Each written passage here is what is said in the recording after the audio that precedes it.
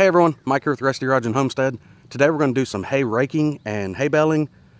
I figured I'd bring you guys along, just kind of show you our process of how we do things. The rake we're using is just a 8-wheel V-rake style, and the baler is a New Holland BR7070, so we can bale up to 4x6 bales of hay. And I'll probably send the drone up and kind of show you all some of that, kind of like I did on the hay mowing video. So y'all stick around, hope you enjoy. All right everyone, the field behind me that we're baling is actually a custom baling job. This isn't our own hay field. Now what custom baling is, for anyone that doesn't know, there's a lot of people out there that have cows or horses or livestock or whatever that don't have their own hay equipment. And those people will normally hire someone to bale their hay for them. So that's essentially what we're doing. We're baling for somebody else and they're paying us per bale. Now in my region here in 2024, custom baling ranges anywhere from $25 to $30 a bale. So we do try to do a few custom baling jobs every year just to help offset the cost of what it takes for us to bale our own hay as far as fuel and net wrap and maintenance.